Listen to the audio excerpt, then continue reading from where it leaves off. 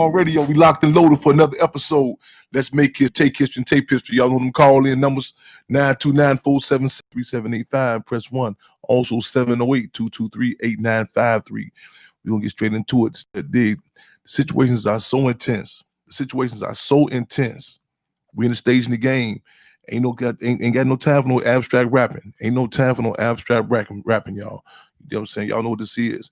You know what I'm saying? More work in peacetime, less work in wartime. More work in peacetime, less work in wartime. That's the old axiom. This kind of like when they say in certain relationships, say we ain't got time to be back and forth, you know what I'm saying? Beating around the bush. You say you like me, I like you. We clear. The state made it very clear. They do. I say the state, the state's attorney, the public defender, the judges, the police, the whole dynamics, the news stations, you name it. The police, the sons, the whole politics of it. They clear. So all this beating, abstract speaking in cold words, and it's up. So let's get right to it. You know what I'm saying? Again, y'all, let's get locked and loaded, y'all. Open the front doors back and let them know. Freedom on Radio, hosted by Chairman Fred Hampton Jr., co-hosted by Robert Allen, a.k.a. The Lady of Rage. That's what it is. Let's make history. Take history and tape history, y'all. Got a lot of updates coming for y'all. We're going to get straight into it. We got some pressing cases going down. In particular, what's going down inside these concentration camps. You know what I'm saying? Prison is a microcosm of the outside community. Prison is a microcosm, as Malcolm said. Minister U.E.P. Nunes said that prison is a microcosm of the outside community. They killing us out here, you know what I'm saying, in the streets, and you know what I'm saying, Detroit, Chicago, Wisconsin, you know what I'm saying, let us not negate what's happening in SEIU Greens, what's happening in Pontiacs, what's happening in Alcatraz, what's happening in San Quentin, you know what I'm saying?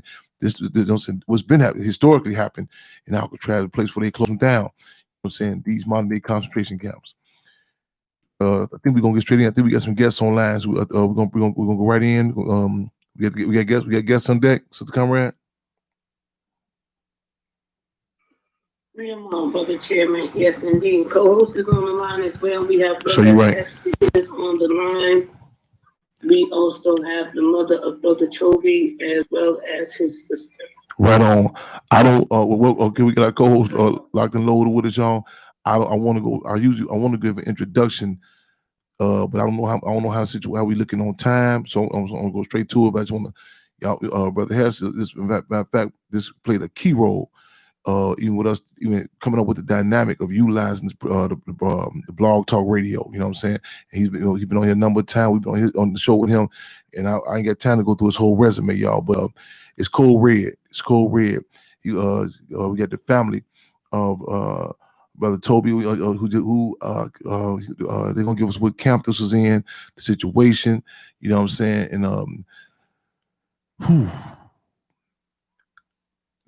Asada Shakur had a sense that about being oppressed, we must constantly remind ourselves what's normal, what's abnormal. I know when we hear about these deaths, these murders, these executions on the streets, inside these prisons, inside these concentration camps, many times we start to become immune to it. The deal is we can't. We got to heighten these contradictions. You know what I'm saying? This is Marvin Gaye said, this ain't living. You cannot just dismiss these cases. They coming through, you know what I'm saying? We hear about it, you know what I'm saying? How people held captive in these concentration camps. They just passed out. They passed away, so on and so forth. It's big business of taking us out behind the wall, outside the wall. And the deal is, as we say, we done set tripping. In other words, we don't, where they kill us in Detroit, Chicago, Ghana, Iraq, wherever, we got to make those connections. Also, in particular, behind enemy lines, we gonna say again, those who are held captive. We cannot forget those who are held captive. Y'all think they killing us out here? I mean, again, man, it's intensified, and there, as I told you, in Illinois, there are prisons who've been dead over 15 years. State can still getting paid for them. Let's heighten the contradictions, y'all. With that being said, let's go straight to it. Brother Hess, you want to give us a background, who we fortunate and unfortunate to have on the show with us today. You know, I say unfortunate, because we want to commend the family of our brother to come on talk about this. But it's unfortunate that we have to be talking about his murder. But with that being said, again, we ain't gonna beat around the bush. We're gonna be up front. We're gonna heighten the contradictions. Welcome to Freedom on Radio. Blessings, love, and service, family, free them all. To the family, man, I just want to thank you so much, Chairman Fred.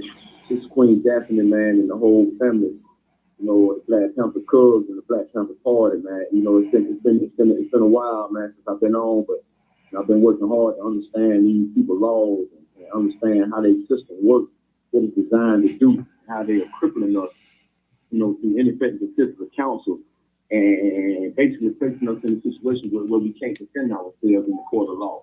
You know, I want to thank you so much, man, and the family for bringing us in on the radio station. I want to thank Toby's mother, you know, Miss Vicky, so much for taking time out, you know, for being courageous enough to allow the son Toby, you know, passing to not just be a passing, but to actually be a situation to be able to bring awareness to what's going on in the Georgia Department of Corrections. You know, I don't want to be too long-winded, man. I want to really get into this, man. But I want to thank his whole family, man. Everybody showed support yesterday at the funeral, and everybody showed support afterwards, man, to bring life, love, and joy, you know what I mean, to our brothers, you know, life of celebration. Yes. And, you know, the reason why we're here today, man, is because, you know, not only the Georgia Department of Corrections, but the Department of Corrections all across America, you know, have dealt with budget cuts. They dealt with budget cuts back to back to back. And through these budget cuts, they know that the system, the incarceration system, has totally been depleted of all resources and funding in order to be able to supply a compound with the staff that they need in order to run programs, to run church calls, to run juvenile services, to run especially medical services. Yes. Family. And that's the heart of the issue right here. You know, it's cruel and unusual punishment to lock a person up and to refuse them their rights to be able to go to medical at every point that they need it. Yeah. It's against, you know, the 14th Amendment right to equal protection. When you are allowing us to be able to be contracted with this COVID-19 because your staff is bringing it in to the convicts inside the walls, and then once these convicts, you know, contract it, then you're not willing to treat them in the appropriate time frame in order to be able to save their life. And this is what Toby had to deal with. This brother, you know, I'm gonna let his mama tell the story, but I spoke with them brothers, them strong convicts down there at Dodge State Prison, and they gave me the full rundown on how, you know, this brother requested to go to medical, man. And when he got up to medical, they sent him back to the dorm, even though he was showing that he's been having high blood pressure, he's been throwing up, he's been dealing with nauseous situations, he's been dealing with sweats, you know what I'm saying, profusely, to the point where he has totally lost all his ability to be able to walk around and talk. You know, he was laying on the floor in front of the toilet, you know what I mean, for 2 days. And these people denied him medical treatment. And by the time they finally did give him treatment, he was so exhausted they couldn't even get him out of there. The nurses refused to touch him.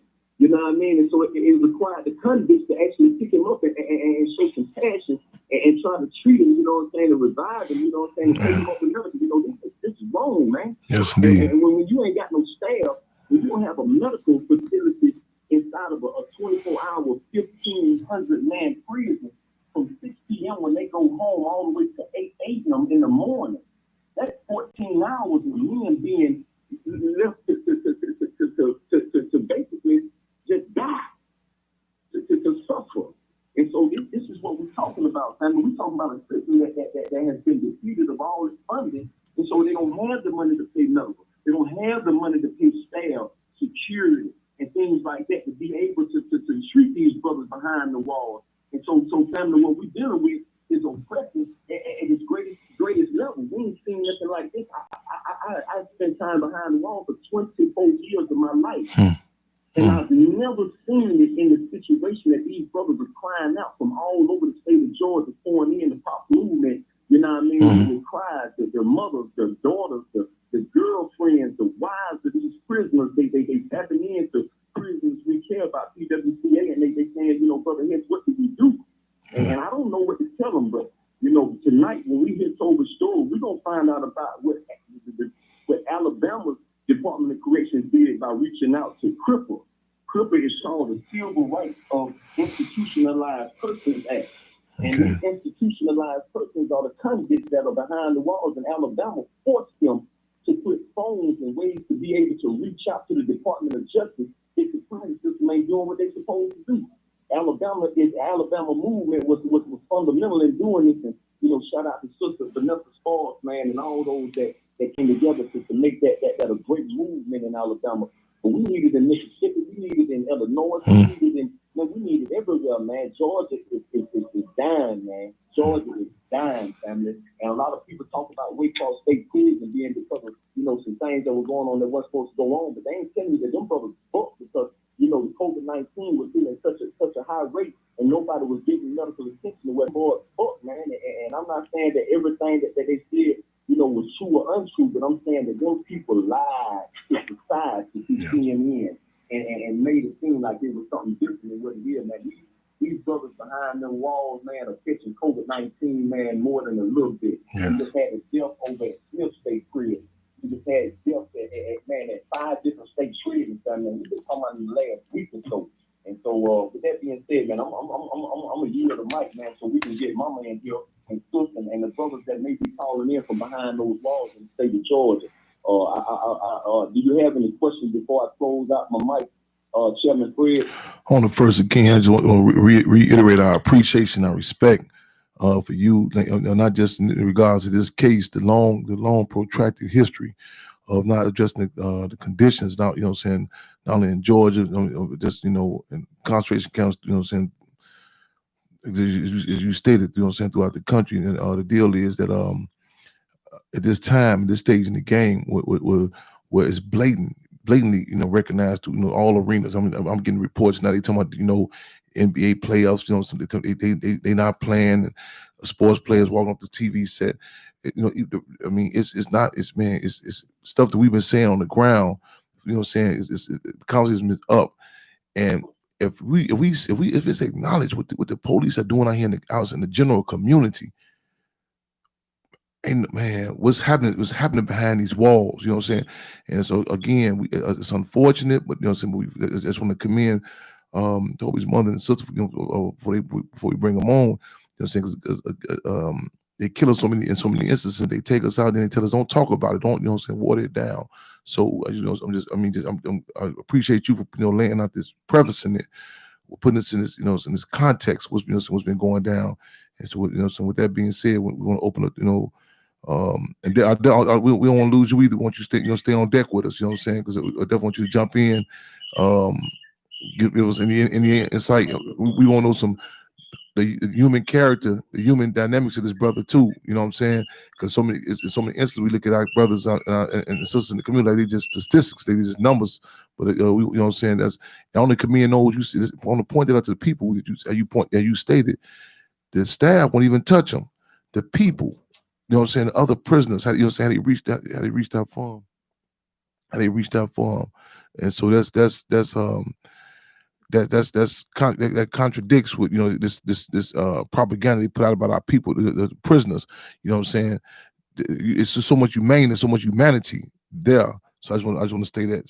So with that being said, again, revolutionary appreciation for you and to Toby's family. And only before they come on, I hate this. I hate that we say these words, but only extend our condolences because we don't never want to. It's getting too normalized. But again, we not gonna let them die in vain. We're gonna hide in the contradictions. So again, welcome to Free MR Radio.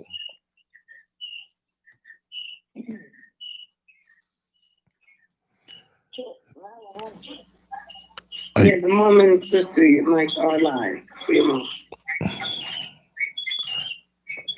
You live with us. Okay, Mama Vicky, if you can, please put one of the phones on mute so that way it won't be able to have the feedback coming in, Mama.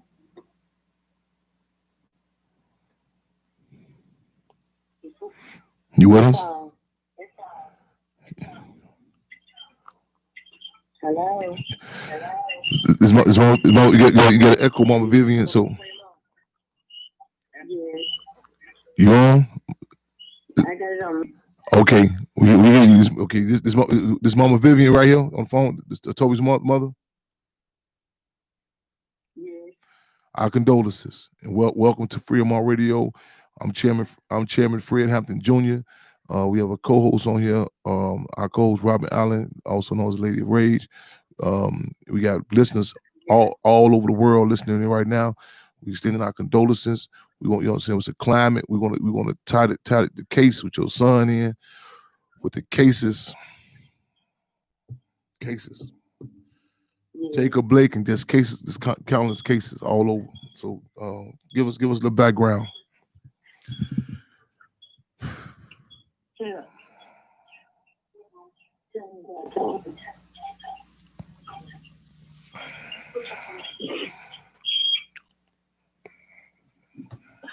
Good afternoon, everybody.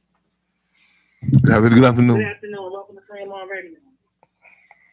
My name is Lakeisha. I'm the Cantrell sister. My brother started getting sick the 1st of August, and he was calling out for help. He was posting it on Facebook, letting everybody know he was sick. He couldn't eat. His blood pressure was going up. And when he was calling home on FaceTime, he was pouring down his sweat. And I asked him, I said, brother, did you go to the medical? He said, yeah, I filled it out. But they ain't called me up there yet. So August the 6th, he finally went to medical. And I was wondering why he hadn't called me. So I called them, and they said they sent him back to his dorm, and he was sweating, throwing up. He thrown all the way up to the next morning. 2 o'clock in the morning, he asked the officer for help, begging for help. They waited 6 hours. They let him put his legs on him. They were close for 6 hours. They didn't even help him.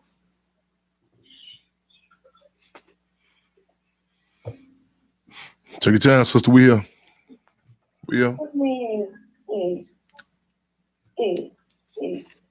Take your time.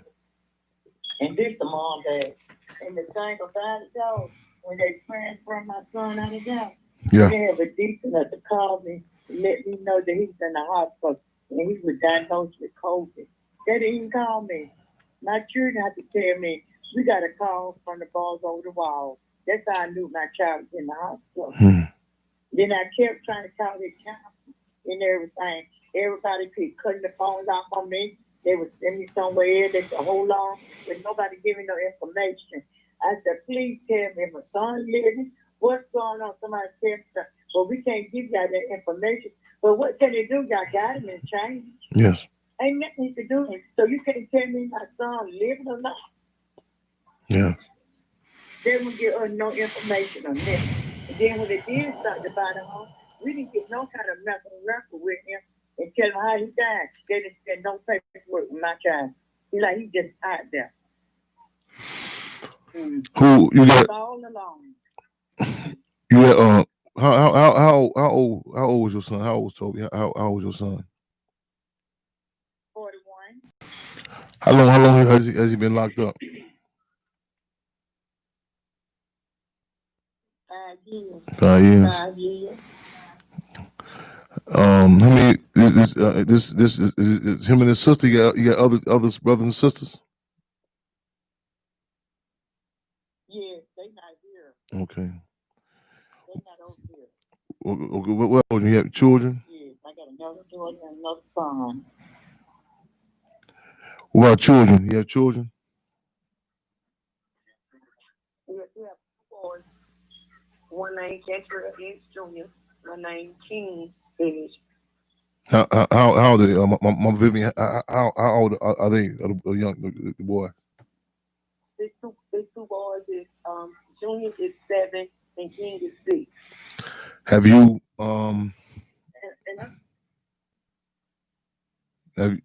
have y'all broke the news in them? How did, could you tell us? Yes, they was here. That's in her office. If it's all right, could you, like how like could you take us if you can, just I mean I know it's painful, you know what I'm saying, but how could you take us there like this? I mean that's even how it impacted them, you know what I'm saying, like when they heard about it, when they was told about their father's death. They broke down. Yeah. They still crying.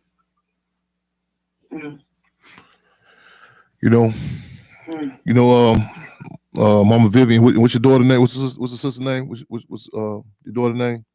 You still on the phone, sis? Yes. You know, sister, I asked that in particular yesterday when I was in Wisconsin in response to Jacob Blake being shot down, and we still fighting for his life. We got there, and I was with the father and the uncle. We making our rounds, and when they was at the press conference, and something was said about just it was reiterated by his children, and I didn't know that it was a children's one of the boys, one of his son's birthday, the day that their father was shot right in front of them, and the father, his Jacob Blake's father, saying hit him, and we were talking about the whole dynamic about how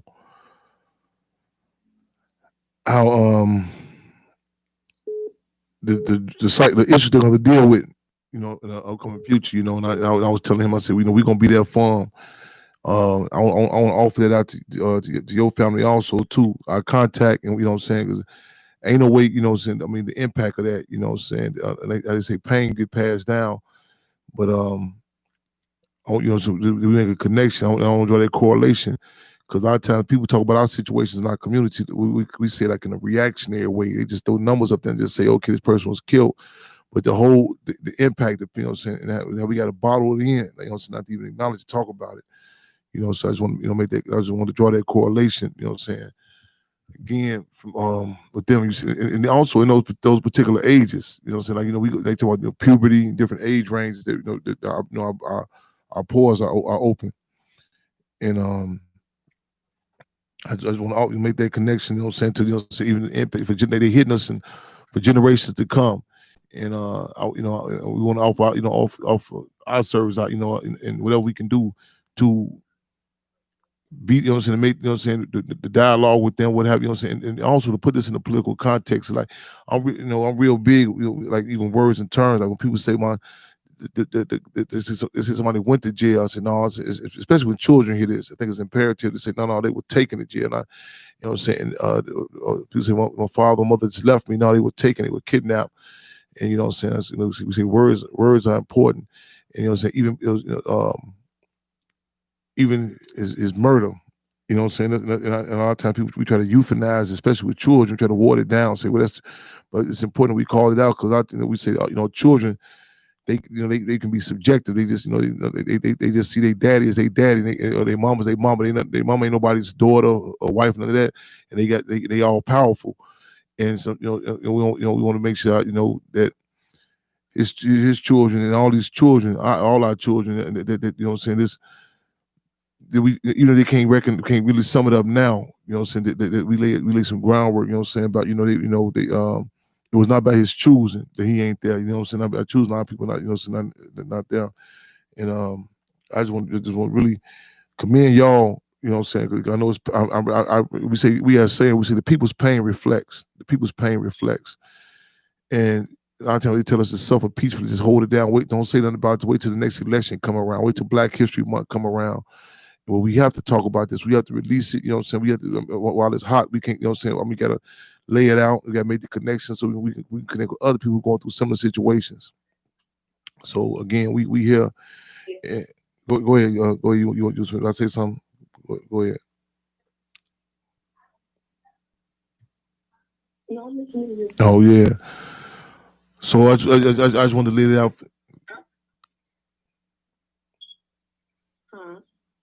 Go ahead, Jim. No, I wanted to just jump in real quick and ask. You said your brother was in for 5 years. Was he scheduled to come home anytime soon? He's supposed to get out next year. And see, On his birthday. See, and just to disregard, just listening to you tell your story, he got a life sentence. He got a death sentence. They didn't even give him the decency to acknowledge the fact that this man, the human aspect, that this man needs our help, this man needs our care, this man needs medical attention, and to just disregard it as nothing. Forget him. Just he's in here, he's a convict, he did something, he doesn't deserve human treatment. He's just an animal or whatever. That's the treatment that they get. So he basically was sentenced to death, to not return home, to not be the father to his sons, the brother to you, the son to his mother, the friend to his friends out there. So with this thing that's going on, there's a lot of people that might not even make it out of there. And on top of that, Queen Daphne, I want to come in this brother here.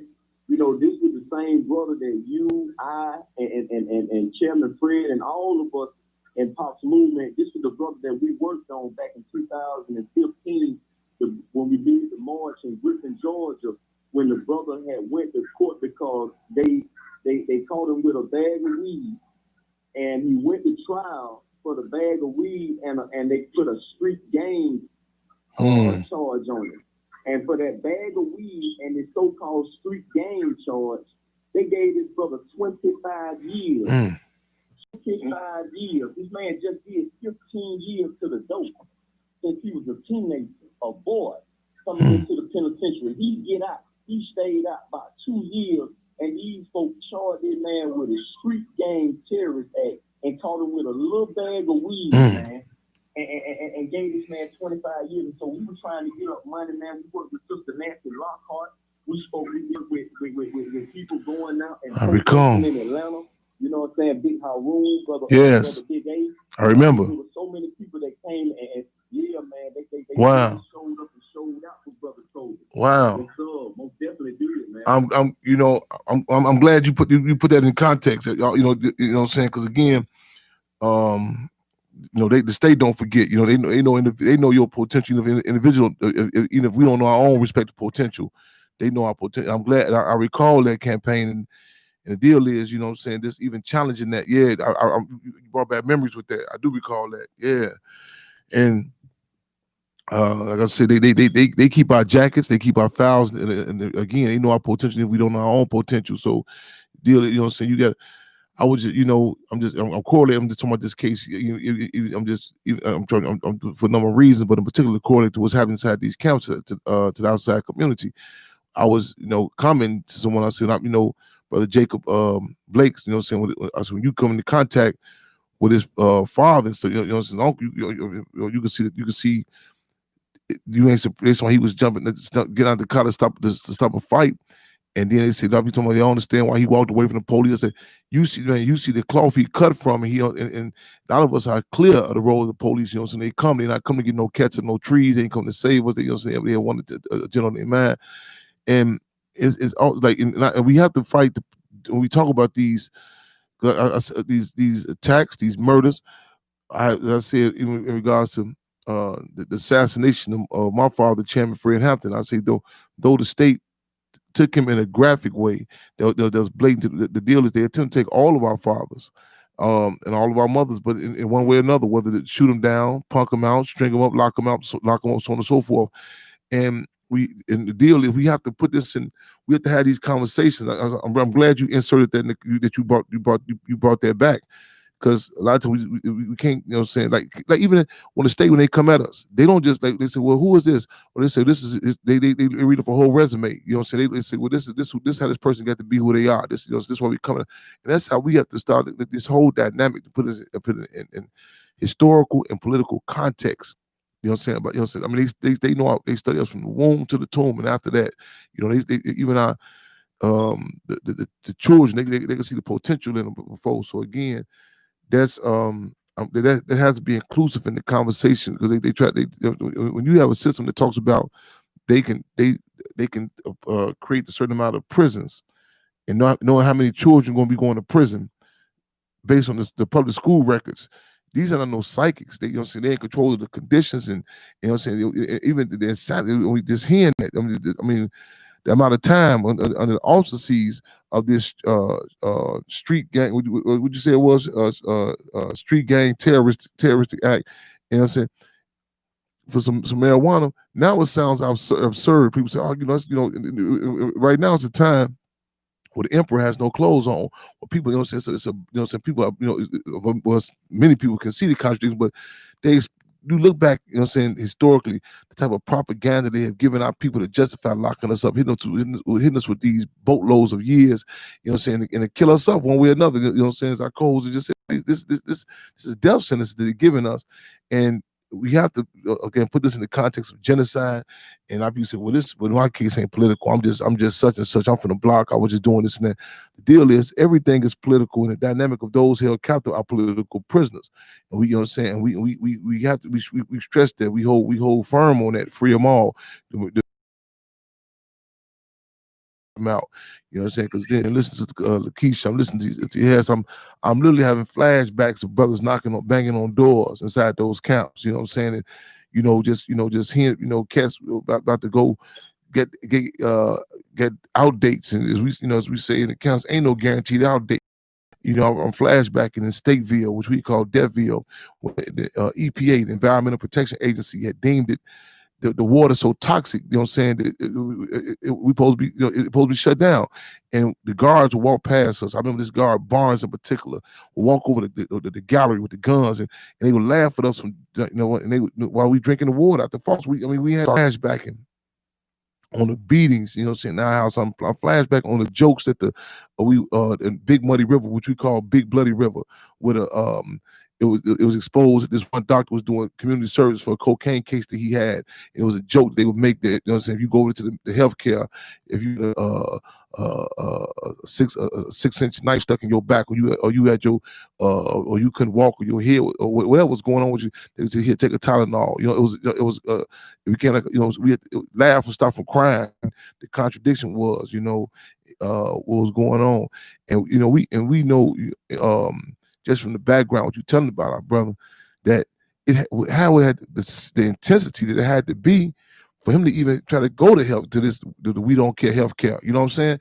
And Sister Keisha's saying, she's not even right there directly with him, and hearing the pain of him, you know what I'm saying, him throwing up all night, you know what I'm saying, hearing, man, the whole process, and also it's part of the breaking process also. You know what I'm saying? The deal is like during the era of chattel slavery, they would kill us in front of the rest of the populace.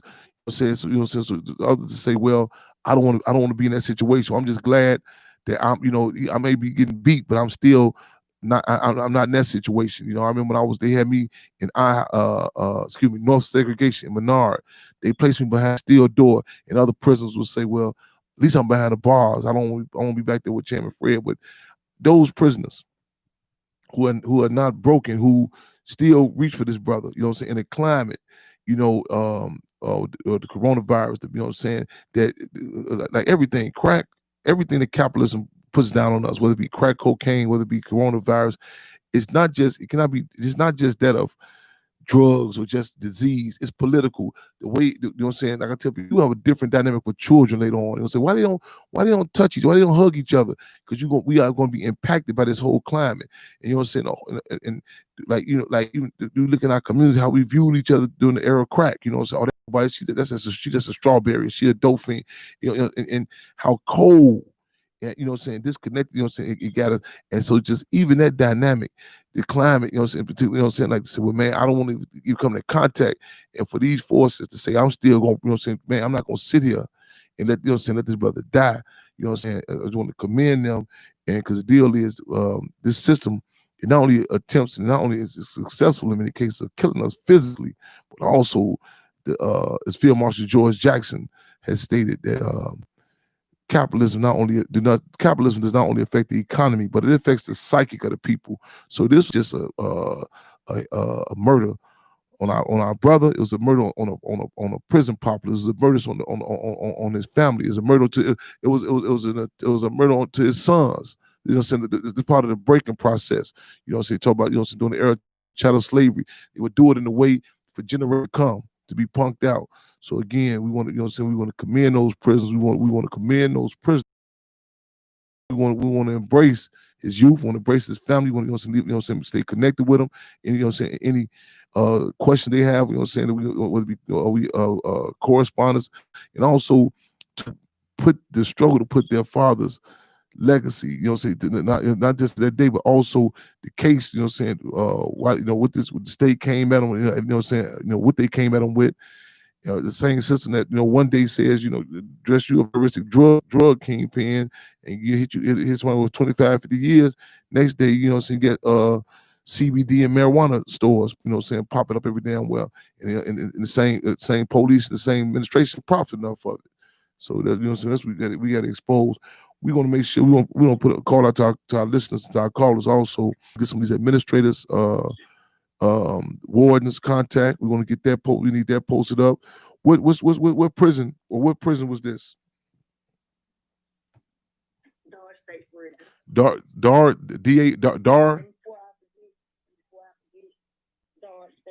Dodge like Dodge City, Dodge State Prison. Yes, Dodge State Prison. That's in Georgia. Dodge State Prison. I need our viewers. Y'all to pull up. We need to contact on the ward. We need to do whatever they have to respect the state reps or whatever they have down in the area that's located. Where is it far south Georgia? We need this line. We need, you know what I'm saying, and when you doing this election popping up, you know what I'm saying, they popping up on the social media. We need to flood this. I want to flood his name. I want his name and ID number posted up on. We need that posted. We want to flood. Anytime a conversation come up about reform or who running for garbage collector in Georgia, who's running for the president of the United States. We want to push this campaign about, you know what I'm saying, about this brother. I need his name and ID. I need that laid out to us. I need people on social media. I need y'all to repost this. I need y'all to hashtag. I need tweet it. I want to tie it in. We need a justice for. I need his name with his ID number tied in with justice for Jacob Blake. Want the question to come up? Okay, well, man, who is this? Was he out there on the street, Wisconsin, to get shot? No, to make the connection. To make the connection. You know what I'm saying? What's happening inside those concentration camps in the outside community? You know what I'm saying? One of the next they've done with us is to divide us. You know what I'm saying? Like even it was one of the tactics that the Führer of Nazi Germany, Hitler, had did, where they had a community saying, well, we heard they gassing people in Dachau, and oh no. And so you have people actually getting, you know what I'm saying, going down there to Auschwitz, so on and so forth, disconnected, or even is that we see in our community, what did they do? You know what I'm saying? To be locked up, you know what I'm saying, as opposed to just the principal contradiction. Let us seize the time right now when the emperor has no clothes on, where it's up front, where you see in Wisconsin, where ain't no cover to it. You know what I'm saying? They say this dude is the son of a police. You know, you want the son of a pig. Shit, I mean, literally. You know what I'm saying? Up, you know what I'm saying? I mean, heavy artillery, you know what I'm saying, moving, you know what I'm saying, in the same city, same location, where the police, you know what I'm saying, right, you know what I'm saying, man, shoot 7 times, you know what I'm saying, brother in front of his children. You know what I'm saying? They capable of peacefully arresting people, you know what I'm saying, because of the white community. Let us seize the time where, you know what I'm saying, where the discussion is being held on the basketball court, in the penitentiaries, in the streets, in the, you know, in the studio, tweet it. See, you know what I'm saying? Just for him, so brother has something. I need that name. So I need. Before I forget. Yes. Hello? Yes. We. Before I forget. August 8th, August 17th, the day my brother passed away. I called every day. I called to the hospital, called the ward office every day.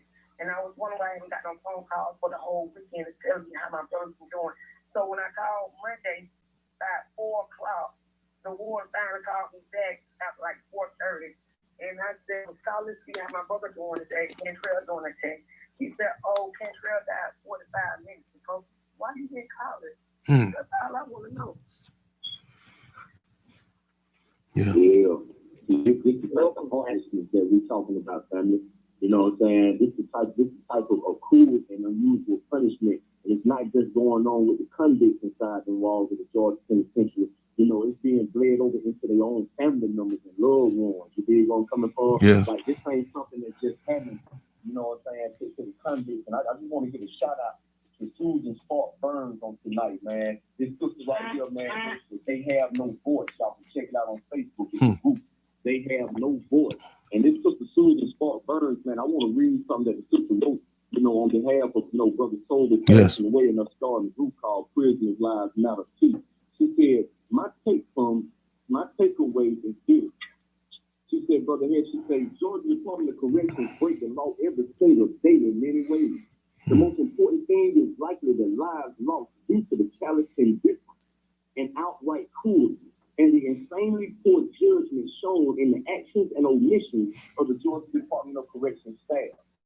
It is institutionalized disdain and disrespect, if not outright hatred for the inmates in the care of the Georgia Department of Corrections. It is the responsibility of the Georgia Department of Corrections staff to protect right now. the civil rights of inmates. These start with the First Amendment, rights to life, rights to liberty, and the pursuit of happiness. Guards. In protecting these lives, the employees of the Georgia Department of Corrections are supposed to be keeping inmates safe from each other and from unsafely prepared food and from weapons and from fights and disputes due to contrabands and gangs. And yes, from the employees of the Georgia Department of Corrections. We're talking about staff. We're talking about medical staff. We're talking about everybody. She go on and she closed out. She said Georgia Department of Corrections has a history going back into the 1970s of documented acts of violence at the hands of staff, including numerous deaths of inmates. And these things are being covered up, man. So I just want to give a shout out to that sister. And you know, like Tisha just said about brother Toby, you know what I mean?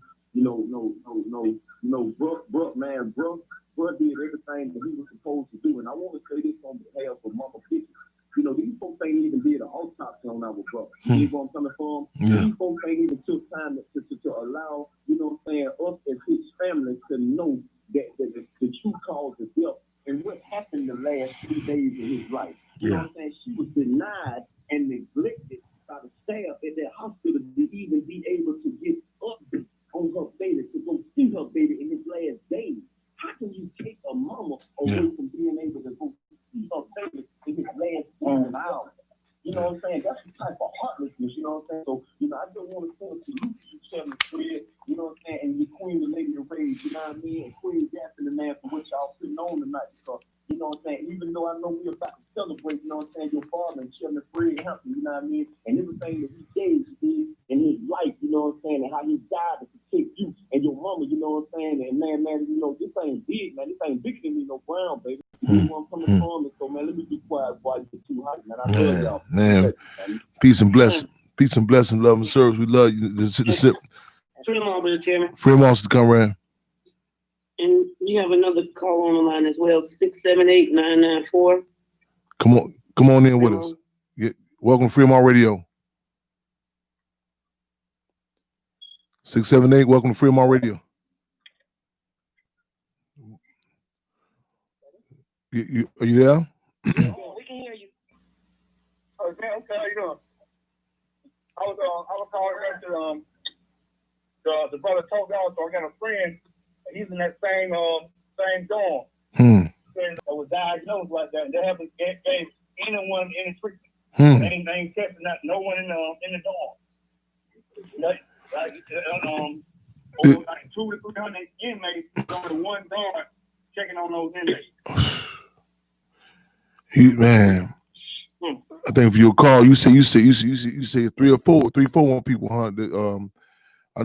You can put the word to them. We need to get in contact. But I say we got what's this? Well, definitely give our contact out. Hit us on Fremont Radio. Also, I think this is another Prison Lives Matter. I think they just said that on Facebook up. Get in contact with them too. But we got to organize. We got to get connected. You know what I'm saying? We got, you know what I'm saying. We got to find some points of unity. We gotta get something done down in Dallas, man. It's rough down there for the brothers, Man, the recent history, there was some big uprisings in Georgia, some hunger strikes. Now how far was what do you recall which prison that was? No, sir. It was a big. That was piece of blessing, brother. Yes, sir. It was at several different state prisons. Right. You had Hayes State Prison involved in that hunger strike. Yes. You had Macon State Prison. You had Austin State Prison, Smith State Prison. You know what I mean? Most of the level 5. But go ahead. Peace and blessings. Peace and blessings. You love service. We need to really. I mean, see, it's been some like people. You know what I'm saying? I want to commend them. It's been some history of resistance. I mean, these cats ain't just been laying back. You know, want nobody just to come save them. You know, some of the deal is that outside connection. You know, so we have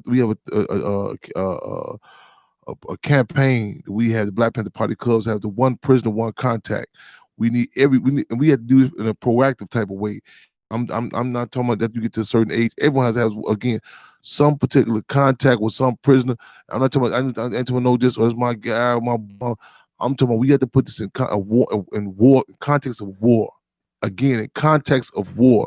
The state, they study who gets correspondences. We have to make sure, again, one prisoner, one contact. That means at any given time, any individual can update us about what's the status if a person's alive or not. You know what I'm saying? And we can't take for granted that, you know, say, oh my, they down there, they good, they getting 3 hot meals a day. Nothing could be further from the truth. You know, so we got, and we had to do it again in a proactive way. I was doing an interview with Jacob Blake's uncle yesterday, and he was asking something about what, you know, it's the relationship, and he made points. And he said, I've been broke. He said, Chairman Fred, he said, we've been doing programs together. I've been working with him. So as soon as this happened, we was on it. It wasn't no. Well, let me get to introduce myself to you. We have to develop these relationships. We have to develop these campaigns again, not in a subjective way where I don't like this. This is my homie. I like this. Again, in context of war, when they go to police go to roll call, you think they out there saying, well, let me make sure I hook up the dude, y'all grew up from the same block, y'all go ride patrol cars together. You know what I'm saying? I tell people when the case when Derek Chauvin had his knee on George Floyd's neck, and people say, what's the other pig name? I think Tao. So they said, why he must be, you know, he used to go over, him and Derek Chauvin's sister used to fool around. So I said, it's trivial. The deal is this is an occupying army. That, you know what I'm saying? He has a protocol where he can jump into whether, you know, they saying when he's saying that he felt bad, he went through the same thing. This is bigger than their subjective feeling. And that's how we have to, this dynamic in our community. We have to have principal coalitions. You know what I'm saying? We have to be connected up because, again, ain't no war on drugs, ain't no war on guns, ain't no war on gangs. It's a war on our black asses. And as Minister UEP News said, if we don't fight back, it can be defined as nothing less than reactionary suicide.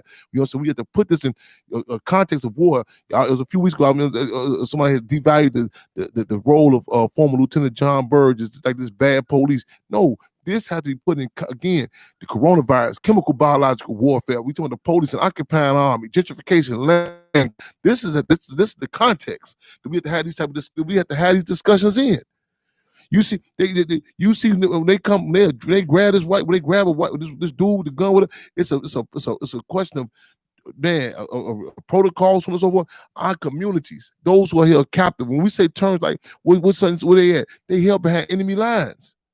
But the deal is, it's a non-acknowledged war, and with that comes it's you're deprived of certain protocols. You know what I'm saying? They have, like, when the photographs was released in from Abu Ghraib, Baghdad.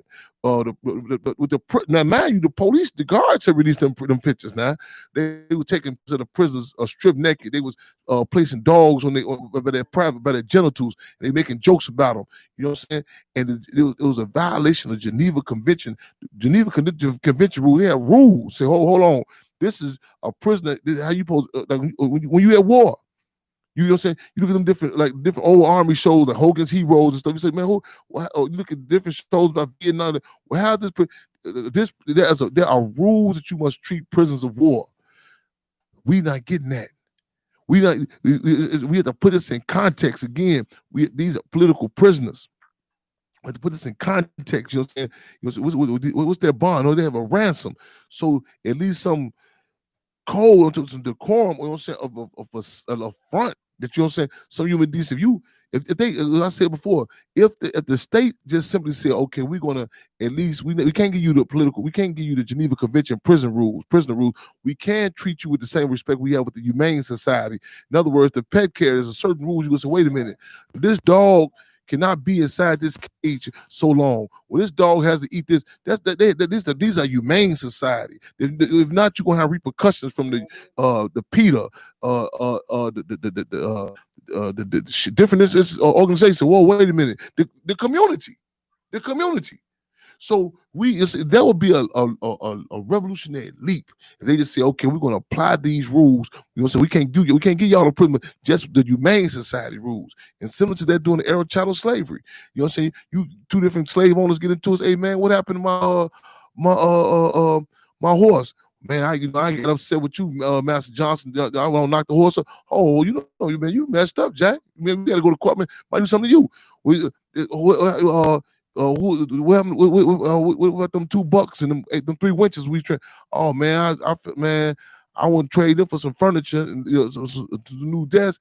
We view it as animal and all. So we need to up this conversation. And I be saying, well, man, I'm kind of caught now. You get the coronavirus going on. We're gonna have to be able to walk and chew gum at the same time. You know what I'm saying? Again, we have to be walking. You have to be, man. We have to walk and chew gum. We have to be, man, multifaceted about acknowledging this here. You know what I'm saying? Again, and that's again. Get the, you know what I'm saying? Like I said, we got 5 points of unity. Again, they are coming. They are intensifying the attacks. I say they from the state. Real talk. We need. You were talking about. Go ahead, Goals. You were talking about the earlier and walking out and taking a stance on issues in the climate right now. And they were playing in what you call a bubble. You got people that's still walking around, outside of that bubble, that's in their own bubble.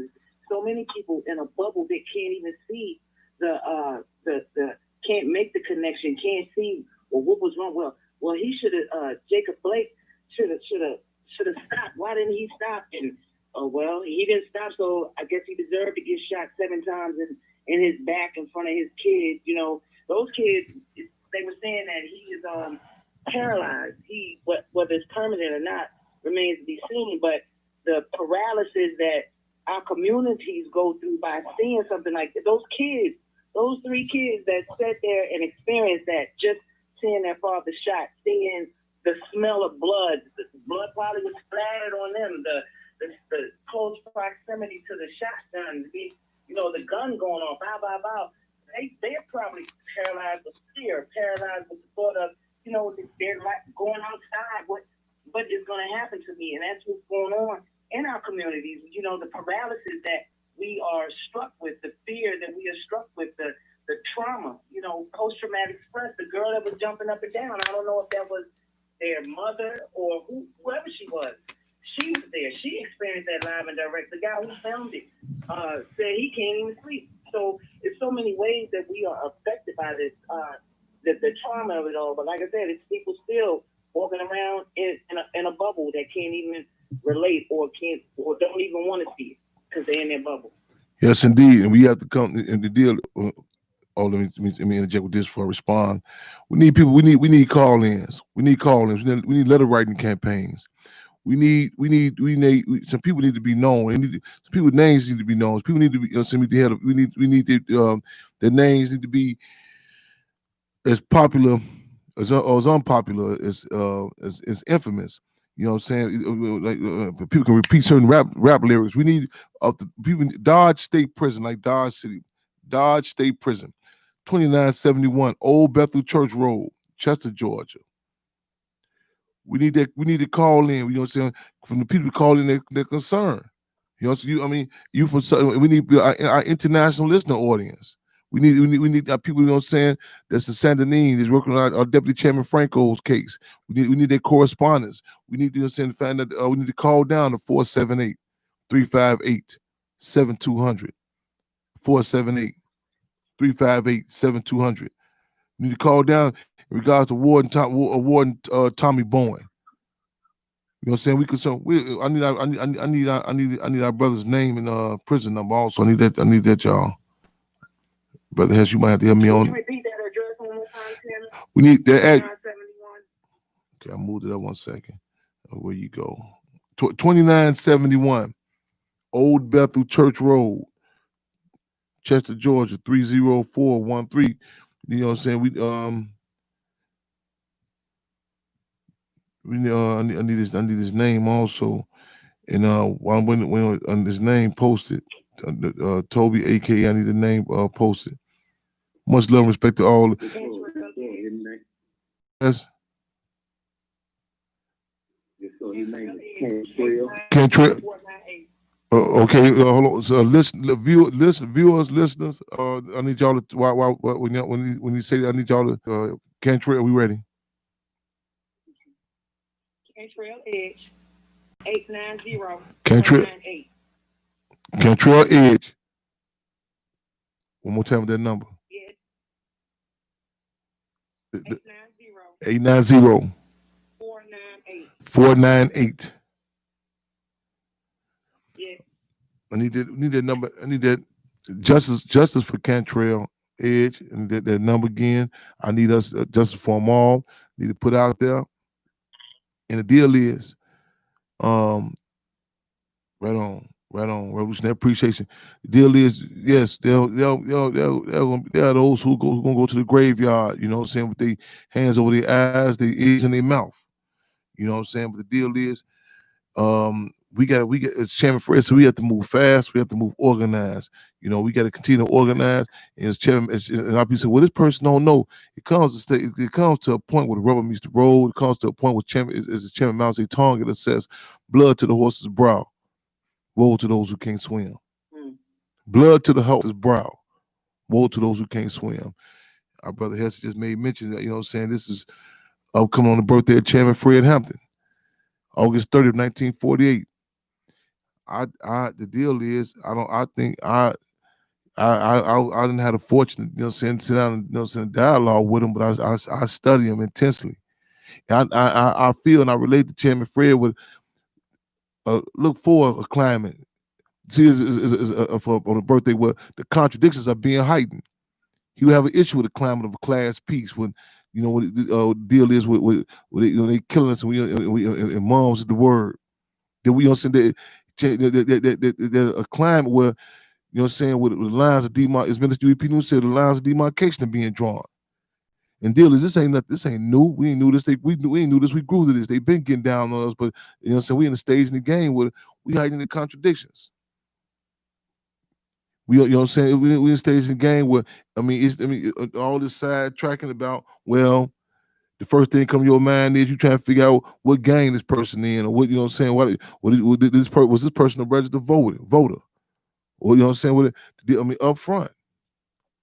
Like I said, you have difficulty running this type of conversation to somebody about, you know, but a horse being treated this way, you know. So we gotta hide these contradictions. That's a nickname, Sister Nancy. Yeah. So we need y'all to get those calls, and we need to put out. Again, our condolences, and again, and I don't want to say it that we commit, just saying it in a way, in a dismissive way. You know what I'm saying? Again, we gotta express this by keeping these names alive. Keep, you know what I'm saying, making a connection. I gotta get somebody hit me on my phone when I was in Wisconsin yesterday. I gotta get that contact to Jacob Blake's father, and I want to get it to y'all too. I don't know what there's a clinical psychologist when they offer their services, something like, even with the children. I offer our politicals. I know my niche. You know, it's in the politics. That's my niche, and I ain't trying to let to politics, but I just, you know, I can't stress enough that we, you know, with his children, in particular, our family. You know what I'm saying, that what happened to him, and I'll be saying, well, that's kind of brutal. We don't want to talk about that right now. You'll be, just surprised at the pain that get carried. That people that get carried down of the incorrect or lack of assessment about what happened to our parents, what happened to our family members. You know what I'm saying? People just, you know, like this, like they talk about, like, even in the South, how a lot of, you know what I'm saying, a lot of people say, they could say, you hear people engage in terms like the Great Migration. When you start finding out the horror that will really happen, people had to leave. You know what I'm saying? Like, actually, that movie, Birth of a Nation, in the beginning of it, it's a good piece about it. It showed, you know, how, man, I really dug how, you know, how the father had to get, how he had to make his move. You know, what happened, put it in context. But in many cases, it's a reactionary response. He just gone, just left. You know what I'm saying? So I really want that when we talk about our brother, you know what I'm saying, that's put in context again. What happened? Real talk. We live and direct, y'all, making history, taking history, taping history. Blood to the horse's brow, woe to those who can't swim. We making a connection. I just got back in from Wisconsin. I want to let everybody know, we whole, we solid. You know, a lot of people, we thank y'all for the calls, people checking in. We thank the supporters, you know what I'm saying? I mean, these don't be no trips, no vacation we going on. We honored to serve. You know what I'm saying? I had to struggle. You know, I got to check in with our committee. Our organization, you know what I'm saying? Like the champ, you got to get ready for the Champion Fred Street Party. But I'm addicted to this struggle. And again, it's an honor to serve the people. And we got a case down in Lafayette, Louisiana. I don't know this brother's name offhand, but you know what I'm saying? Again, it's a certain amount of trait. Say it one more time. I think it's Trayford Pillion. Pellerin. Trayford Pillion. That night. Brother that was shot last week. I'm getting different reports. Okay, it's shot at 10 times or hit 10 times in Lafayette, Louisiana. Right. If you going into the convenience store, said he had a knife in his hand, and they thought he was going to do something going into the store, so they unloaded on him. They subsequently they killed him. Correct. Trayford. Down there, you know what I'm saying? Those who can, we need y'all up here. Those who can, we doing the caravan. We're gonna be, you know what I'm saying? With Friday night, the Sabo Museum, we have a virtual panel. Myself, Cool and Jerry, also Attorney James Montgomery. Those who have given, if you can, give again. Y'all know they shutting the Wi-Fi at the house. They coming up with intense attacks. August 30th, December 4th, get real intensified. But GoFundMe.com/Save the Hampton House 50, Cash App Save the Hampton House. Also Saturday, the plan is for Saturday. I got to check back with Jacob Blake's father and uncle to take this momentum. Okay, Saturday that we have a caravan to go down to Wisconsin. The bus is to leave from the Hampton House and also a place in Inglewood. So y'all keep updated on that. That's for Saturday. Then Sunday, we're gonna be at the Ground Zero, 2337 West Monroe, Chairman Fred Hampton Way. You know what I'm saying, right there. Again, a virtual tour layout. What happened December 4th, and we riding to the wall, Madison, California. Then after that we caravan on down to the Hampton House, 804 South 17th Avenue, taking it from there to the swimming pool, to the you know what I'm saying, the Chairman Fred Hampton swimming pool. So on my page, we got the flyers posted. Y'all take the flyers, repost them, tweet them, send them out. You know, so let the real know what's going on. You know. Okay. Hold on. Okay. Is Lakeisha still on the line? Yes. I just wanted to know if you had any social media spots that we could follow you in and stay updated on what's going on. Yes. Lakeisha make my life stand with me. Say it one more time. Lakeisha McMullen is my Facebook page. Okay. McMullen. McMullen. Okay.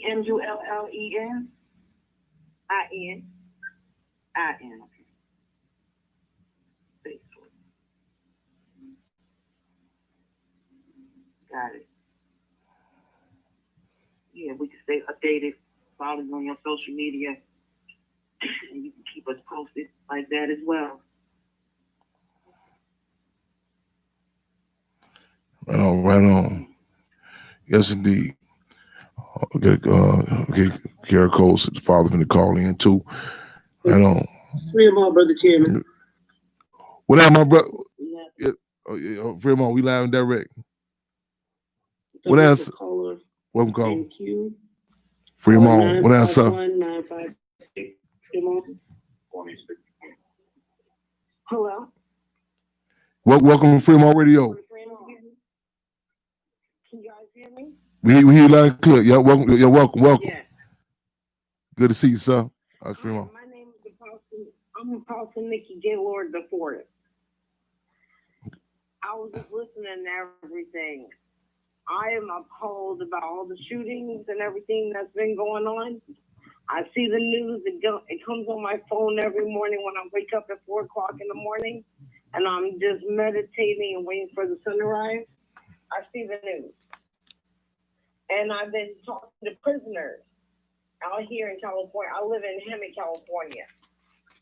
And I've been talking to prisoners in Folsom County prison. And over 2,000 people have contacted coronavirus. Coronavirus. And they're not testing the people that are in there. And they're asking me about what's going on and what it is that we can do to protect ourselves. I'm like, wash your hands and do the best that you can do. And the men are telling me, they're like, we can't wear masks, we can't do this, we can't do that. And I'm just sitting here getting frustrated because they're dying in prison. And these are people that just went there for marijuana. And one of the individuals that I talked to, he's only in there for selling weed. That's not a big deal. Weed's legal in California now, so he should be released. And that's just my honest opinion. But I've been dealing with all of this. And then when I was in the military, I briefed about COVID-19 in 2012. 2010, excuse me. I briefed about COVID-19 when I was military intelligence special forces. And I told them about COVID-19, coronavirus. And I said it was created in 1989 to kill the black man and everything else. I've been letting the prisoners know this. When I talk to them, when they call me, I'll let them know the truth. And I'm not supposed to, but I don't care anymore. I don't care. I do not give a crap anymore because they need to know what's going on. They created it in Kansas City, and then they created it in Sudan. In China. China bought it off the United States. They bought it off the United States, and they sold it to China.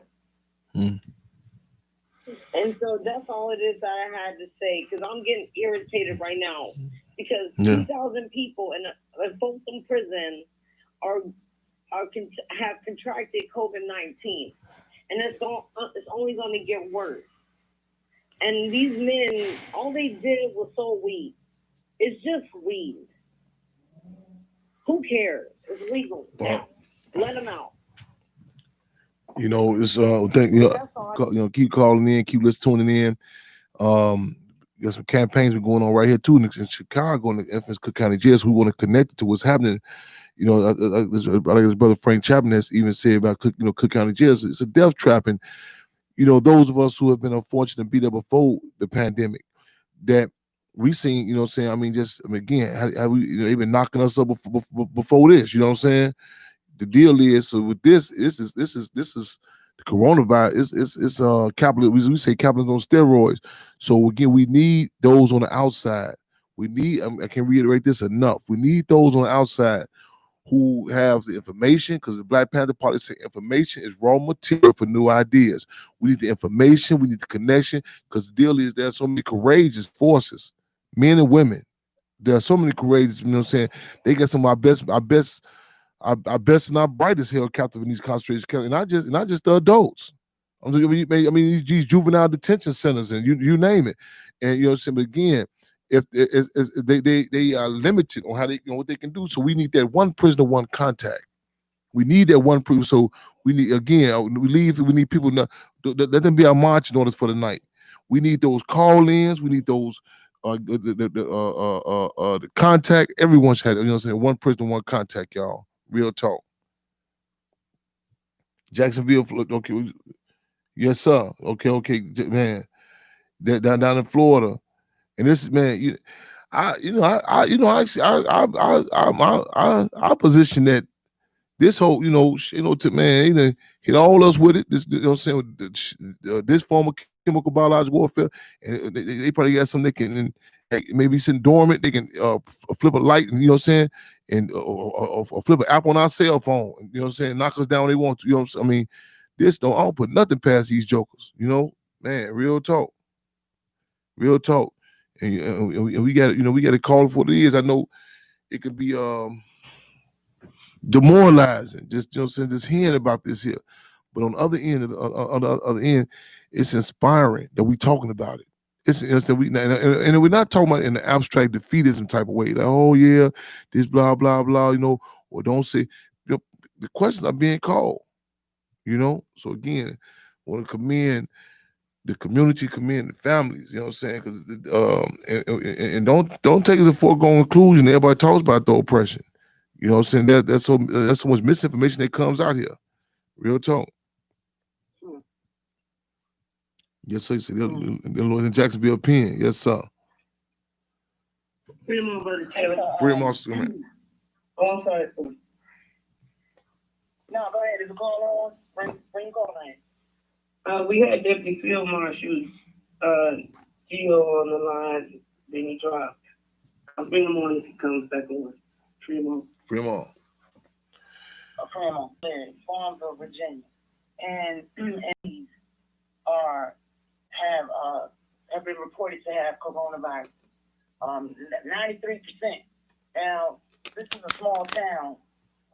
I don't know how they're handling it. I don't know how they are regulating it, what they're doing to prevent it. But like someone said earlier, I don't know if it was who spoke on it.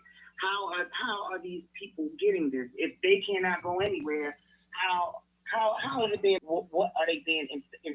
Are they being subjected? Are they being infected with it? Are they being injected with it? Like how are all these prisoners that are behind these walls? How are they becoming infected with this if they can't go anywhere? There should be some type of stricter regulations as well on to the guards. They maybe should be tested a little more, or I don't put it past. It's been shown what the government will do with experimentation and the syphilis experiment and sterilizing women back in the day, and so I don't put it past. This could be some form of experimentation as well. On prison. I'm gonna quote the former warden of Stateville, who later became the head director of Illinois, the IDOC, Illinois Department of Corrections, George the Teller.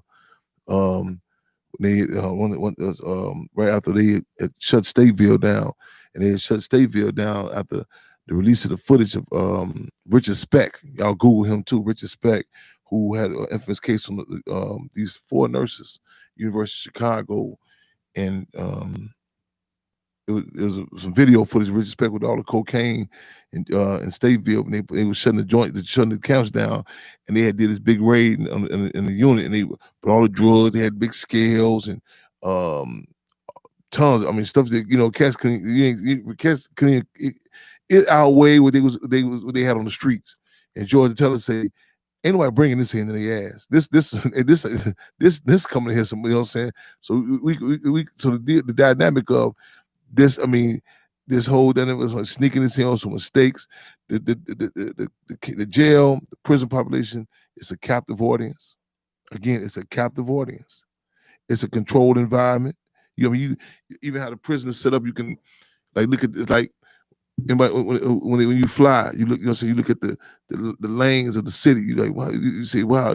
From a different view, you can see how structured it is. You can just see how, even when they have these different diagrams laid out for cities and new developments. You say from a different view, you can say, whoa, I can see how this is orchestrated. And again, the prison is the control of what media comes in, what with the galleries, how it's designed. You turn the projects. That's actually derives from an actual project that was implemented. Where they did prior to putting the people in these buildings stacked on top of each other. Where they had took mice and tested them and social services, private rehabilitative programs, and so and what they was watching, how the mice would get into it with each other, so on and so forth. So yeah, the Tuskegee experiments, how who was up with it, who was complicit with it, the testing of it, So again, you talking the creators of a form of chemical biological warfare, crack. Crack is acknowledged that the more melanin, the darker your skin is, the more easily addictive it becomes. This is done by design. You know what I'm saying? It's done by design. We dealing with some motherfuckers that made more than Frankenstein. Real talk. Free them all, Brother Timmy. Free them all. We have Deputy Marshall is back on the line. Free them all. Free them all. Welcome to Fremont Radio. Free them all. Hello? Free them all. Welcome to Fremont Radio. Free them all. Free 'em all. Free them all. Hey, thank you for having me, Chairman. I called you about a couple months ago, but I've been on lockdown and they changed the schedule, so I'm chiming in to let you know what's going on in Illinois. Oh, right on. Okay, Fremont. Okay. So we have a massive outbreak with COVID-19, and I was listening to the other caller when she was saying that COVID-19 in the prison systems is just all it is population control. All they're trying to do right now is contain it. And the more people that are infected, they don't care about it because there's no consistency in anything that they're doing in IVOC. I don't care if I get in trouble for what I'm saying because I know these phone calls are recorded, but I don't give a fuck no more because something has got to stop. We have overpopulated, understaffed. They're not doing what they have to do to make the prison safe for us. Half the staff, the health department was here the other day. They take our temperatures. That's all they're doing is taking our temperatures.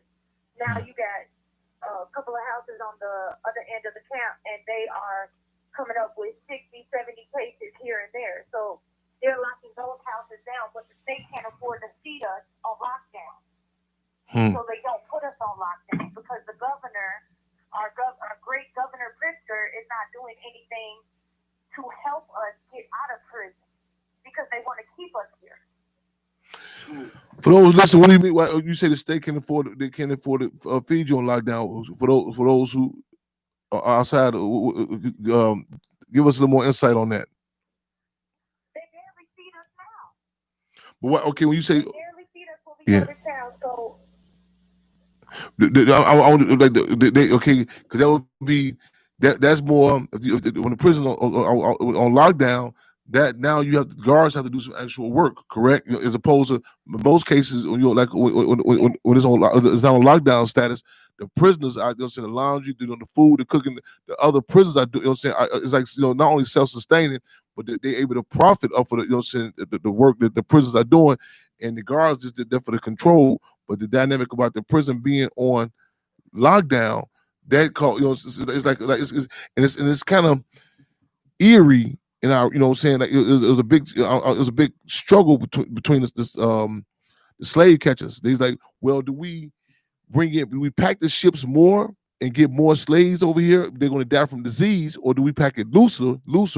And yes, right on, yes.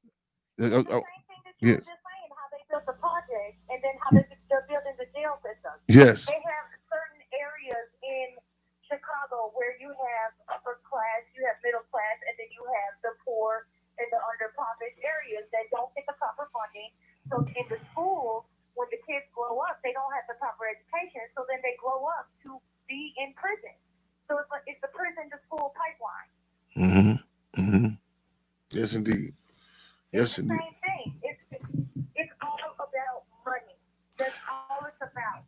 It's all about saving money, making money.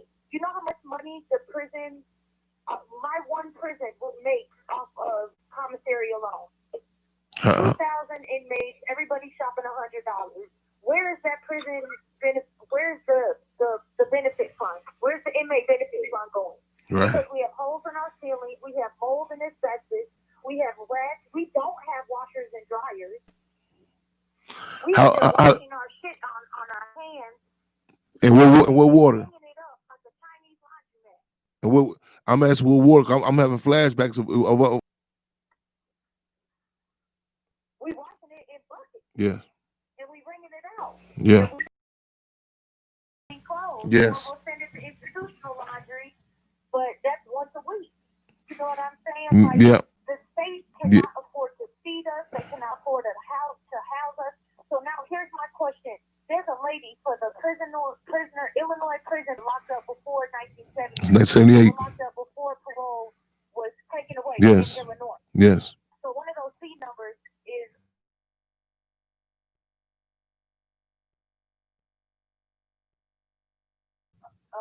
people are getting parole. But what about the people that were here after parole when they took it away? What about us?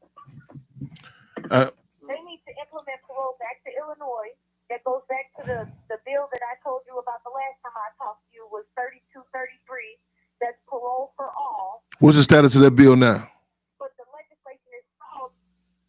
It's still pending. Still pending. I check it every day. The legislation is stalled though because of COVID-19. What a coincidence. Huh. And guess what? We're gonna get a cure or a vaccine for it right when election time. How much you wanna bet? We got you saying it right now on Free 'em All Radio. We got you saying it around Free 'em All Radio. Yes, indeed. Yes, indeed. Free 'em all. Free 'em. Not Free. just me, free 'em all. Free 'em all. Everybody. You got mothers, Yes. sons, fathers. You got so many women and men incarcerated in the Illinois Department of Corrections amongst the United States of America. We are overpopulated. Let We're me- bursting at the seams, and it's costing so much money. It costs $40,000 to house one inmate versus $2,000 to monitor them on parole. We don't even have parole. We Man. have truth and sentencing. Where Yeah. We have to do 85 and 100% of our time. That's ridiculous. I'm sitting here for a crime I did not commit. I'm sitting here on a gun enhancement, on a gun that was not mine. But I got 15 years for a gun that I didn't even touch. But you want to know why? Because my two co-defendants were African American. And they wanted to make an example out of me because I'm a white woman in a black neighborhood. And that's what happened. What I'm sitting here trying to fight for parole, fight for the people, fight to get out. And I'm not getting anywhere because of COVID-19. What's a fucking hoax? It was put here by the government, period, for population control. To control everything. The money, the people, and especially the black man. What They need to wake up.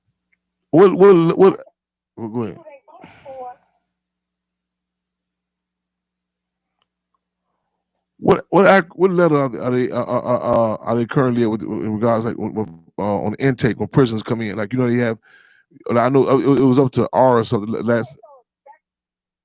So they're not taking any prison inmates from other counties because the state and the IDOC, they had a lawsuit, and the inmates won the lawsuit because all the other counties, they're shipping inmates here and they're inspected. So they won a lawsuit, I guess today, to stop all transfers. Because they're putting our health in jeopardy by bringing other inmates to counties who are infected. They went the bullshit ass 15-minute test outside the camp, but it was coming back negative and false reads. So people were still getting infected. So that's why we have a mass outbreak out here too, because they were taking transfers. And now I guess they just won a lawsuit and they're not taking them no more. Well, okay, so they say they stop. 1 minute left. Okay, they take it. Okay, okay. Give us anything. I call hit back. You get next week when you get the opportunity. I'm gonna ask you about the intake process and some other things. But anything else you want to add before they shut you down? Shut the phone call off. Anything else you want to add? I just want to say, if everybody can do what they can, call their legislatures, ask about parole. We need to parole these men and women that are incarcerated. We need to get rid of the accountability law. We need to get rid of the gun enhancements and mass incarceration in a whole.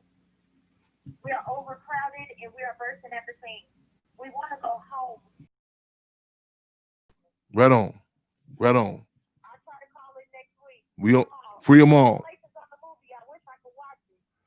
I'm sure they're gonna be. We'll figure out some ways to get. You know what I'm saying? Get the grapevine version of it moving. Free them all. We live in direct on Free 'em All Radio. You know what I'm saying? We on international level. We are in the streets. We on the concrete. We on the school campuses. We inside the concentration camps.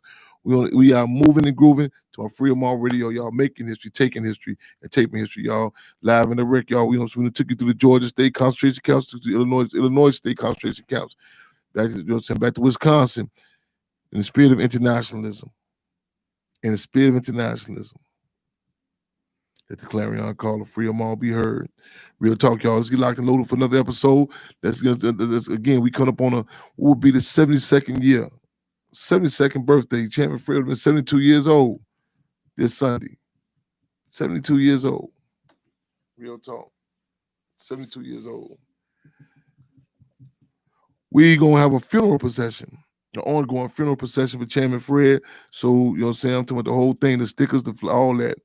And after the funeral procession, when we get down to we ride down from the site of the assassination, we're gonna go down to the Hampton House. Then we're gonna go down to the Chairman Fred Aquatic Center, and we're gonna have a funeral procession, and we're gonna be calling for another. You know, there was an independent autopsy done on Chairman Fred when his body was exhumed. That's when they came out about this seeking all knockout drug they had placed in Chairman Fred. So we look forward to doing. We may have to do it.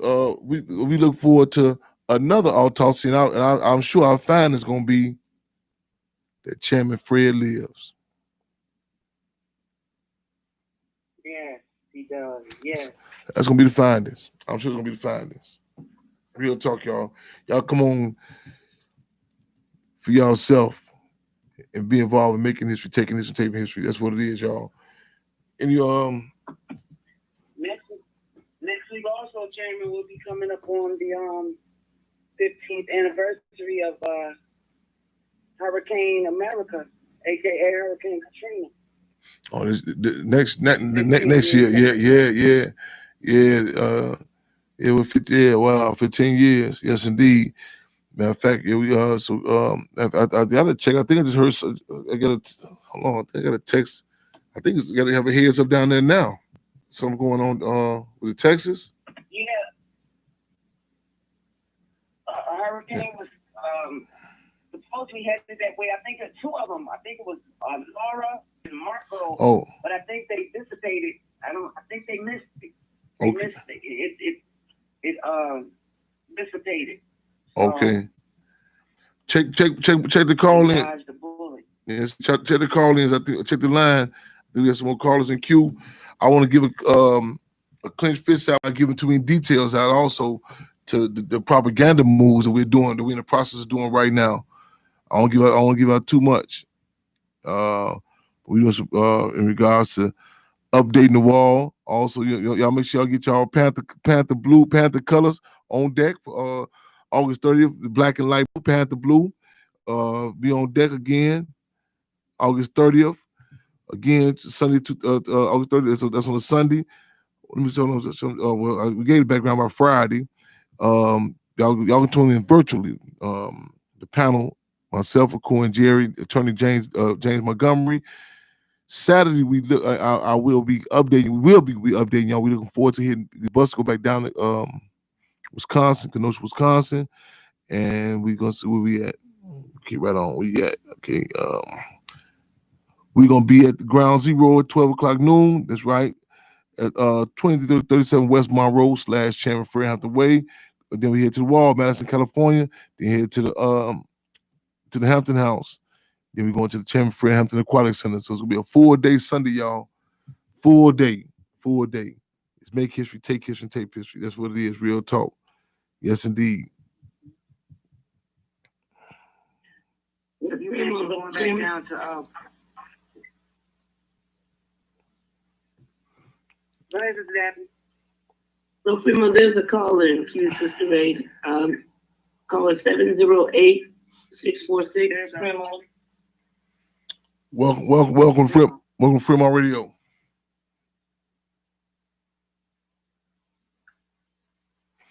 Caller.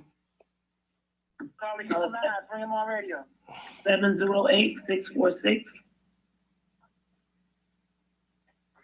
Fremont Chairman, it's Summer Cool on the line. I'm the call from the concentration camp. Fremont, you online now? Yeah, Fremont. Well, Fremont, welcome, Fremont Radio. You on deck?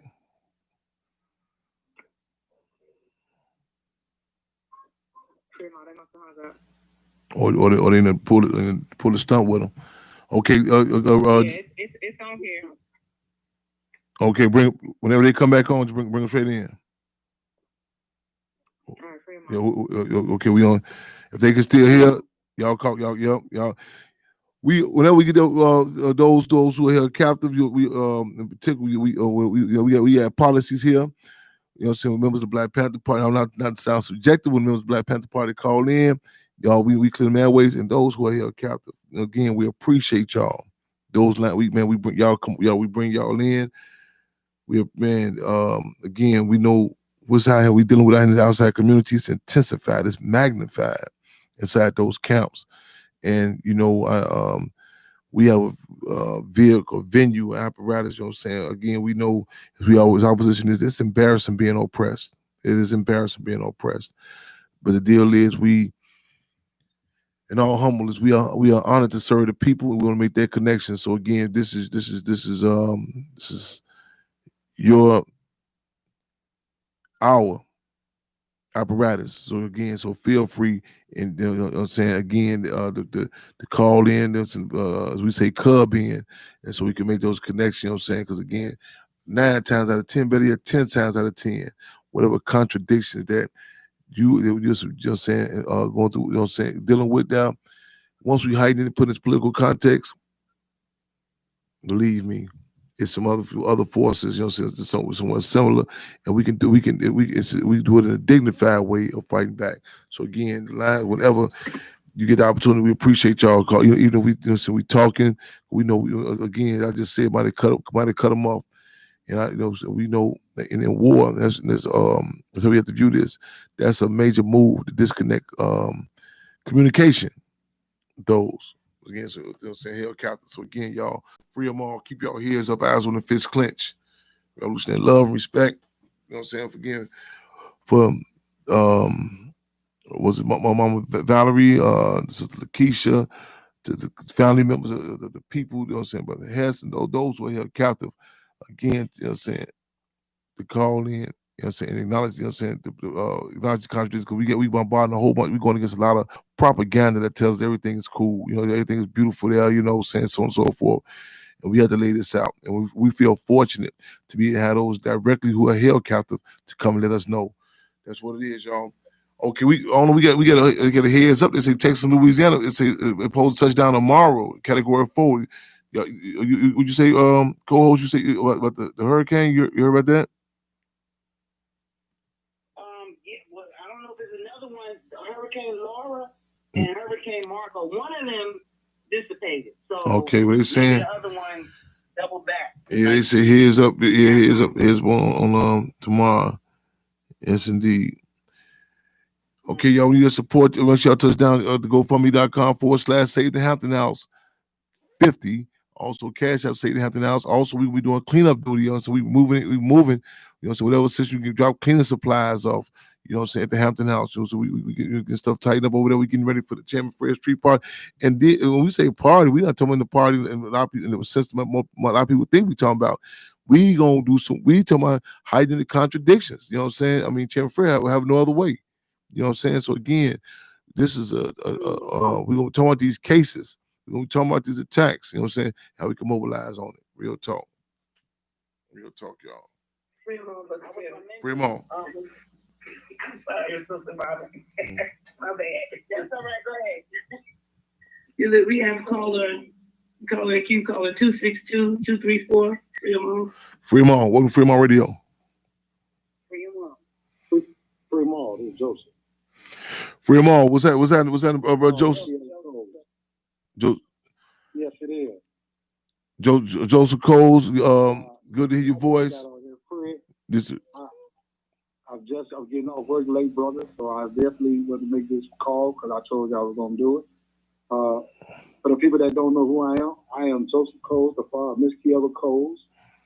Right now there are no updates, and at this point in time, she has a birthday coming up next month, so I am doing a celebration for that. I will post and let Fred know so he is able to post and let you people know that we are having a celebration for Miss Kieva Coles, the big boss, along with the little boss. How long has it been, Joseph? It's going on like 2 and 5 months. 2 years, 5 months. Okay. we still and also you said I mean, I know she was pregnant, so she's missing. So I just want we got on our minds and our hearts and keep us. You say this is her birthday that's coming up, right? September 24th. Okay, so you gonna keep us in tune about what y'all have mobilized for, right? Right on. So yeah, keep us posted. The line, these airways are always open.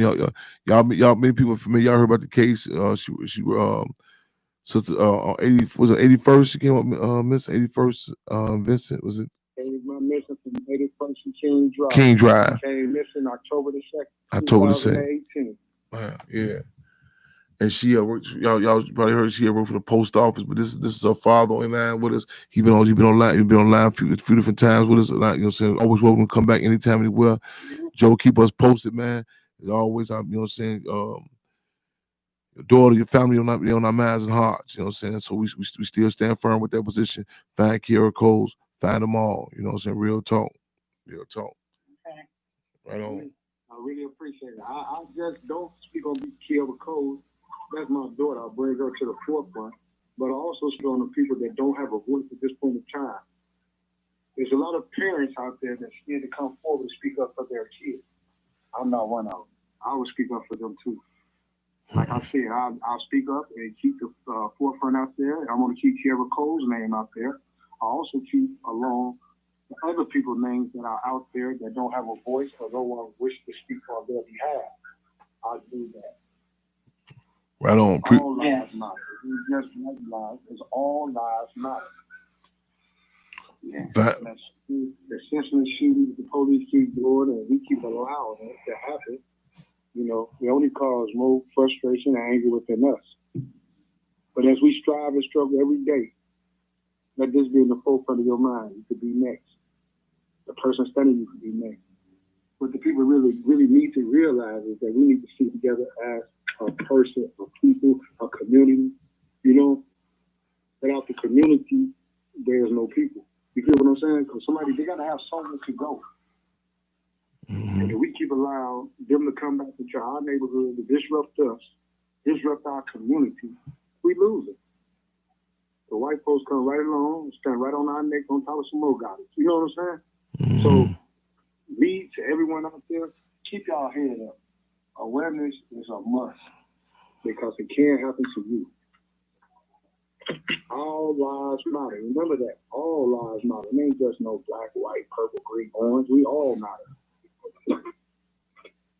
I appreciate the flow, Fred. Peace unto you, brother. Keep doing what you're doing. The struggle is real. Believe that. Find Kira Coles. Find them all. Keep your head up, eyes when the fist clenched, man. You know what I'm saying? Right on. Stay strong, my brother. Real talk. Right on. Find Kira Coles. Find them all. Sure. Yes, indeed. Peace right back at you. No doubt about it. Yeah. We need volunteers to come through, aid and assist on whatever they can on cleaning supplies, bottled waters. You know what I'm saying? Or we could be at the Hampton House. We need support. We out there now. You know what I'm saying? I'm clench fists to the comrades. They out there now. You know what I'm saying? Working the garden, cutting the grass, doing straighten up around there. We you know what I'm saying? So we need laundry cards and stuff you might take from you. Say, what's the big deal with that? You know what I'm saying? To do the washing, need bleach, washing detergent, so on and so forth. Again, we getting ready for the big day, but we still, organizing, politicizing. We got some new like I said, I want to say too much, y'all, but again, these propaganda moves we have to do in regards to the artwork is going to be off the hook as we work, as we speak. I got a text a minute ago too. I don't want to but before we close out. When I'm out, we didn't, even when I'm close to us in particular, the deal is even revolutionaries. You know what I'm saying? The human the human dynamic. That's a reality. I just got a text when it was in regards to an interview that they had heard the other day.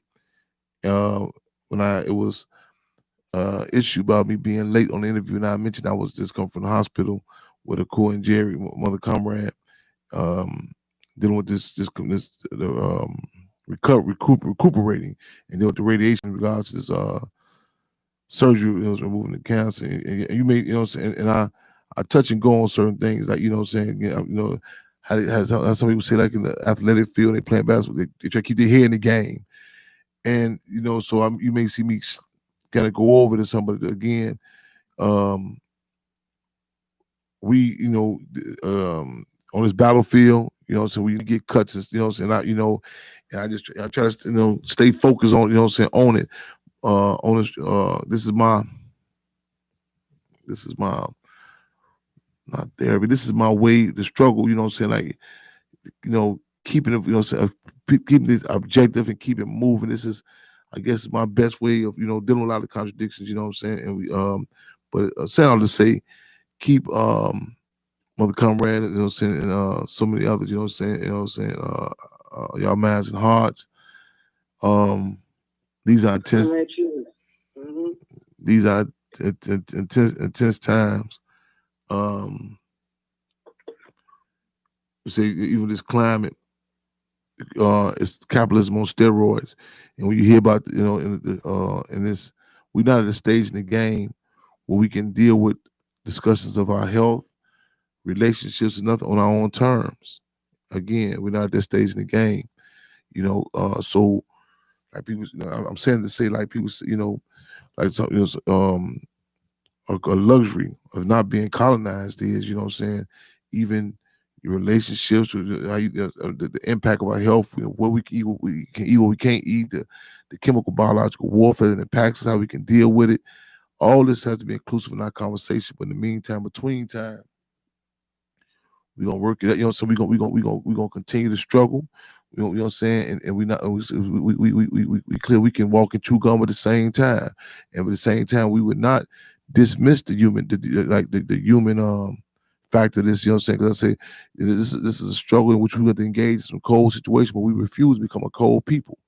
I tell people, the Black Panther Party revolutionaries a lot of times is given an incorrect assessment. In other words, given a white eye. This trying to negate it to just that of the gun, but we as Chairman Fred said, we love the people because it's lovely to love the people. We do what we do because of our love for the people. You know what I'm saying? And it's I've seen the best in humanity. Through the struggle, those, and I'm not saying in a subjective way, like, or just, I was under contested conditions. I've been, I'm honored to have had forces who is not just Mother Comrade included in particular, they're not given to me in the conventional system. I mean, the ruling class gives us definitions like, well, this is your mother, your father, so on and so forth, and a lot of times we get caught. A lot of people chase the American dream. They try to see that, and that, that they try to go along with that Dagwood and Blondie show. They try to go along with that Brady Bunch TV series. The deal is, we're a dynamic that, we have to be multifaceted. Where, where you can't, how we going, to maintain the family. Even our definition of family a lot of times has to be like in a reactionary sort of way. Like, depending on what type of conditions, they set up, they lock up a certain populace, certain portion of our people. People say, well, okay, well, this is what the family is now. We to be fortunate to have, like, again, I'm very clear who took my father, who took who Chairman Fred from us, and to be fortunate, not to have a reactionary assessment. I'll go back to what I was saying earlier, where the I want this brother's children that we like, it's like not a baton, like a tag team that we always put in context about what's going down with us. In our families, everything.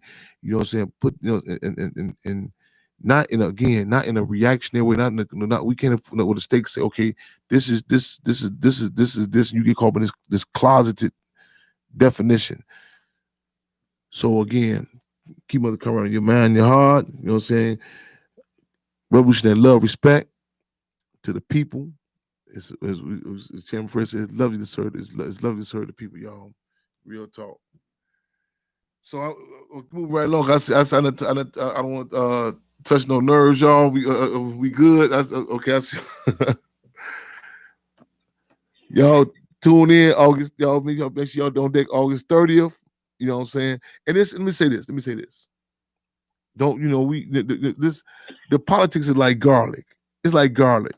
It makes a lot of stuff just fall off. You know what I'm saying? Don't even give light to certain. You know what I'm saying? We must heighten the contradictions. We must heighten the contradictions. You know what I'm saying? We must heighten the contradictions. Real talk. And the work is the best way to see who is who. Because a lot of times people throw terms around in the cliches type of way. Oh, love or this and that. But the contested conditions, you know what I'm saying? And that's what we, you know what I'm saying, we see what's what. And that's what we're gonna do, y'all. We welcome that. Let the conscience be heightened, y'all. Another episode. So that was a text I just got a minute ago. He was asking me. Condolences. Y'all make sure y'all on the warden calls. Also, y'all make sure we be on tune. Check them pages. Real talk. Revolutionary love and respect, y'all. Keep y'all heads up, eyes open, fists clenched. It's an honor. Honored and humbled to serve the people. We coming up. Sister Conrad Daphne said something other day like, "Ooh, August 30th coming up. This one our big days, you know." And again, to be able to do the work, you know what I'm saying? Hester said something like, about the, it's upcoming chairman's birthday. But again, let's be very clear, y'all. Continue to heighten these contradictions. You know what I'm saying? We can, again, that's an old axiom that says, if you love what you do, you're not working. Something to that effect. You know what I'm saying? And again, this is 90 seconds. second nature to us to serve the people, y'all. Revolutionary love and respect, y'all. Keep your heads up, eyes on the fist cleanse. Another episode. It's like, what we got to take us out with? Grandma, Brother Chairman. Go out with that Don P. Freedom. Oh, man, y'all check this out. Nephew, yes, indeed. Come on with it. Yeah, that's for you, Sister Ray. Come on with it. Come on with it. Thank you. Yes, ma'am. Come on with it. This 60 seconds.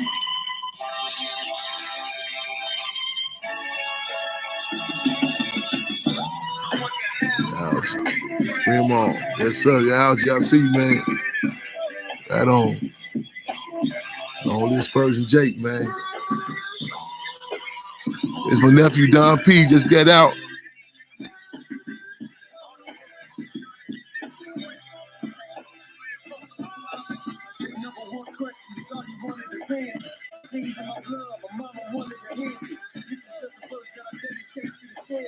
Never heard nobody say nothing, say my family. And I hear a lot of people